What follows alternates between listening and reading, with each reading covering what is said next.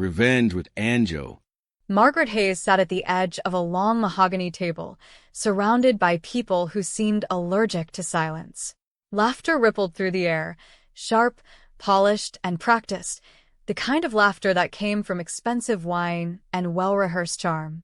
The chandelier above her shimmered like 1,000 small suns, reflecting off crystal glasses that cost more than her car.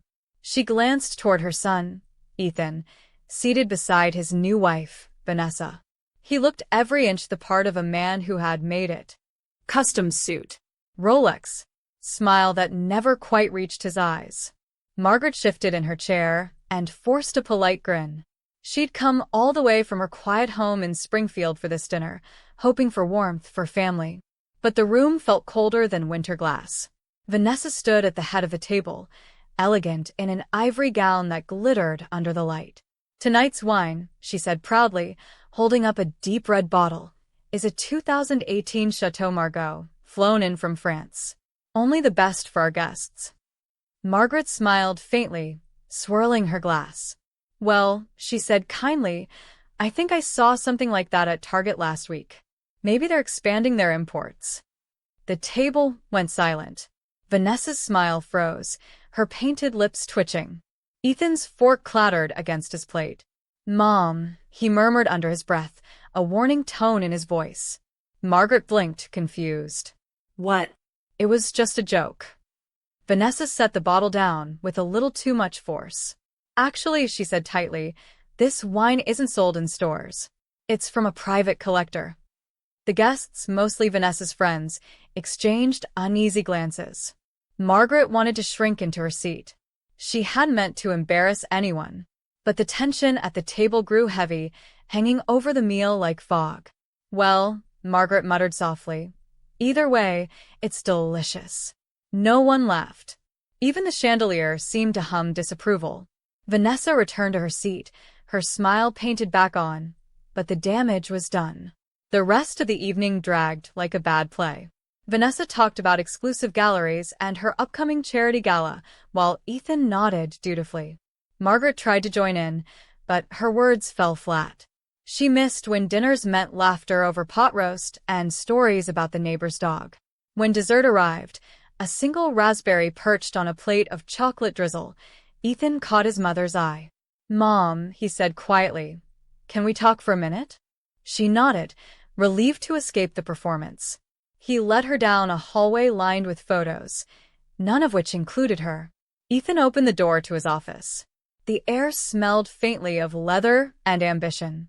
He didn't look at her right away, just rubbed his temples like a man holding back irritation. "Mom," he began slowly, "you need to apologize to Vanessa." Margaret blinked. "Apologize?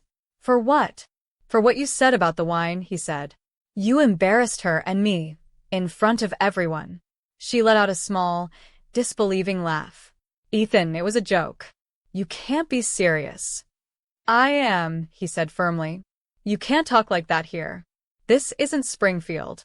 You made her look foolish." Margaret stared at him, her heart twisting. "You think I made her look foolish?" Ethan exhaled sharply. "It's about respect, Mom. Vanessa works hard to make things perfect. Just say you're sorry, okay?" Her lips parted, but the words wouldn't come. She saw her son, not the man in a tailored suit, but the boy who once built blanket forts and begged for her pancakes on Sundays. When had warmth turned into this cold, polished stranger? She stood tall, her voice steady. "All right," she said. "I'll apologize, but I'll do it my way." Ethan frowned. "Mom, please don't make this worse." But she was already walking toward the dining room, her heels echoing on the marble floor. The laughter had returned, brittle and forced. Vanessa sat surrounded by her guests, retelling some story, but when she saw Margaret, her expression tightened. Margaret paused by the table, her pulse steady. "Vanessa," she said calmly, "I'd like to say something." The chatter died instantly. Every face turned toward her. Vanessa folded her hands elegantly. "Of course, Margaret," she said sweetly. "Go ahead." Margaret smiled faintly. "I just wanted to apologize." Ethan exhaled with relief, until she continued. "I'm sorry," she said, her voice clear. that you feel the need to impress strangers instead of embracing family. I'm sorry that appearances matter more to you than kindness. And I'm sorry my son can't see through it. The room froze. Gasps rippled down the table. Vanessa's painted smile faltered. A man coughed to hide his laughter. Another woman looked away awkwardly. But most of all, Margaret said, I'm sorry that anyone believes love can be bought.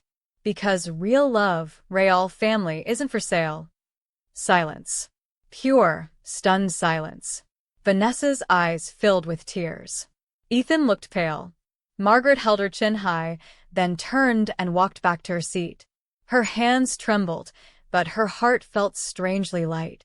Guests began to murmur. Did you hear that? Someone whispered. Well, she's not wrong, another replied. Vanessa excused herself and disappeared upstairs. One by one, her friends found excuses to leave. Ethan lingered by the fireplace, his shoulders tense, eyes distant. Margaret stayed seated, sipping her coffee in silence.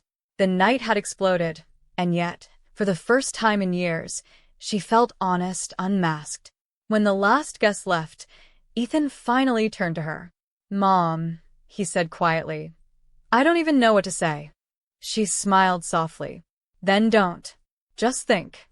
That night, sleep wouldn't come. Margaret lay in her guest room staring at the ceiling, the chandelier light flickering faintly through the door. Had she gone too far? Maybe. But she'd spoken the truth, and sometimes truth was the only thing left when politeness failed. By morning, her phone buzzed with calls. Her sister's voice crackled through the line. Margaret Hayes. What on earth did you do? Margaret sighed. Told the truth, I suppose. Well, her sister chuckled, you've just become a legend. By midday, word had spread. Friends, church members, even an old neighbor texted her. Some called her brave, others reckless. But no one called her wrong. Margaret smiled as she read the messages. For years, she'd been silent, afraid to upset, afraid to lose. But silence had only made her invisible. Now people saw her again. Maybe not all approved, but they listened. That afternoon, there was a knock at her door. When she opened it, Ethan stood there, no suit, no tie, just jeans and a sweatshirt. His eyes were tired. Can I come in? He asked quietly. Of course. He stepped into her cozy kitchen, the scent of coffee and cinnamon lingering in the air. For a moment, neither spoke. Then, softly, he said, Mom, I'm sorry.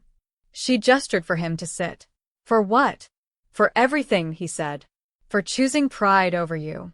For forgetting who I am. Margaret's eyes softened. You're not lost, Ethan. You just let someone else steer for too long. He gave a small, broken laugh. Vanessa, she wanted perfection. I thought if I gave her that, we'd be happy. But it's never enough. She reached across the table and took his hand. Then stop chasing perfection. Start being honest. He nodded. You were right, Mom. About everything. The house, the image, the pretending. It's exhausting. Margaret smiled faintly. It's not too late to remember where you came from. Outside, the afternoon sun cut through the window, warm and forgiving. Over the next few days, the truth began to surface. Ethan confessed that Vanessa's perfect life wasn't as polished as it seemed. The designer handbags? Counterfeits from an online boutique. The exclusive wines? Purchased wholesale. Even the mansion they lived in was mostly leased, a facade built to impress others. I didn't see it, Mom, Ethan admitted one morning. Or maybe I didn't want to. I thought love meant providing everything she wanted. Margaret poured him a cup of coffee, her face calm but sad. Love, she said softly, isn't about what you give someone. It's about what you build together. Ethan nodded, staring into his cup like it held all the answers. I think I forgot that. 2 weeks later, Vanessa packed her bags. There wasn't a fight, just a long, cold silence between her and Ethan that neither could thaw. She said she needs someone who understands her lifestyle, Ethan said quietly over the phone. Margaret could hear the exhaustion in his voice. Maybe she's right, he added. Margaret hesitated, then said, No, son. She needs someone who will tolerate her illusions. That's not love, that's performance. There was a pause on the other end, heavy but freeing. Maybe this is for the best, Ethan finally whispered. Maybe I needed to wake up. When he showed up at her doorstep again a week later, he looked lighter. Not happy, not yet, but lighter. He carried 2 paper bags and a nervous smile. I brought dinner, he said. Margaret peeked inside, fried chicken, mashed potatoes, and peach cobbler. Now that's the kind of feast I understand, she said with a grin. They ate at her small kitchen table, laughing about old memories, like the time he glued cereal to the wall for art. For the first time in years, they weren't pretending. Just mother and son, real and simple. As weeks passed, Ethan began to visit more often. Sometimes he brought groceries, sometimes he just brought silence. They'd sit on her porch, watching the sunset paint the sky pink and gold. You know, Ethan said one evening, I think I was chasing the wrong kind of success. Margaret looked at him, her expression thoughtful. Success isn't bad, she said, but it shouldn't cost you your peace. He smiled faintly. You always make things sound simple. That's because it is simple, she said. We just make it complicated. Meanwhile, word of the infamous dinner party kept circulating. Some people admired Margaret's courage, others called her reckless. A few even said Vanessa had moved back in with her parents, humiliated. But Margaret didn't care about gossip anymore. For the first time in decades, she felt at peace with herself. No more pretending. No more walking on eggshells. She'd found her voice again, and it felt powerful. One Sunday after church, Margaret stopped by the local farmer's market. She bumped into an old friend, Joyce, who grabbed her arm with wide eyes. Margaret Hayes. You've gone viral, woman. Someone filmed that dinner speech. Margaret blinked in disbelief. Filmed? Joyce nodded, laughing. It's all over social media. People are calling you the truth teller, Mom. Margaret shook her head, half embarrassed, half amused. Oh, dear Lord, she muttered. Of course they are. Joyce chuckled. Well, someone had to say it. You just said it loud enough for the internet to hear. At first, Margaret was mortified. But then, she began to read the comments, people thanking her, women sharing their own stories about being silenced or dismissed by in-laws, families, or employers. You reminded me it's okay to speak up, one comment read. Another said, wish I had your courage, Mrs. Hayes. Slowly, embarrassment melted into pride. She hadn't just spoken for herself. She'd spoken for every woman who'd been told to keep the peace, at her own expense. Ethan noticed the change in her. You seem lighter, he said one afternoon as he helped her replant her garden. She smiled. Maybe I am. I finally stopped apologizing for existing. He leaned back on his elbows, squinting at her through the sunlight. You've always been strong, Mom. I just forgot to see it. She smiled warmly. You were never meant to see it all the time, Ethan. Just to remember it when you need it. As summer rolled in, Margaret and Ethan rebuilt their bond slowly, honestly. Sometimes they talked for hours, other times, silence said enough. He started cooking again, rediscovering simple joys. One evening, he said, You know, I used to think money solved everything. Margaret chuckled. Money fills rooms, Ethan. But love fills homes. He nodded thoughtfully, a small smile tugging at his lips. Then I think I'm finally ready to come home. That night, as Margaret washed dishes, she caught her reflection in the kitchen window. Older, softer, but stronger than she'd ever been. She thought about how far they'd come. Her voice had once trembled in that mansion. Now, it rang clear even in her quiet kitchen. Truth, she realized, didn't ruin families, lies did. One day, Ethan called with unexpected news. Mom, he said, I got an offer to move to a smaller place closer to downtown. I think I'm going to sell the house. Margaret smiled, a weight lifting. Good, she said. You can't heal in the same place that hurt you. He laughed softly. You always know what to say. That's because I've already lived through it, she replied gently. When moving day came, Margaret helped him pack. In one of Vanessa's old boxes, Ethan found a bottle of cheap red wine with a peeling label, the same brand Margaret had joked about that night. He held it up, smiling. Look at that, Mom. You were right. She laughed. I usually am, darling. They shared a laugh, and for the first time, that painful memory felt almost sweet, a turning point rather than a wound. Later that evening, they stood on the balcony of his new apartment, overlooking the city lights. You know, Ethan said softly, I thought that dinner ruined everything. Margaret turned to him, her expression calm. Sometimes, things need to break, so you can see what's worth fixing.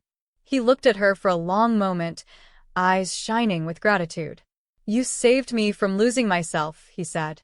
She smiled. No, sweetheart. You just finally found yourself. As months passed, their relationship deepened. Ethan began volunteering at a community center, teaching coding to underprivileged kids. Margaret joined a local women's group, sharing her story with others who felt silenced. Every time someone thanked her for her honesty, she'd smile and say, It's never too late to speak your truth, even if your voice shakes. One evening, as autumn leaves swirled outside her window, Margaret sat with a cup of tea, scrolling through messages from strangers who still wrote to her. She thought about that chandelier, that mansion, that cold night when she was told to apologize, and how she did, but on her own terms. Real love, she whispered to herself, can't be bought. She smiled softly, closing her eyes as peace settled over her like a blanket. The storm had passed. What remained was truth, family, and the quiet, unshakable pride of a woman who finally remembered her worth.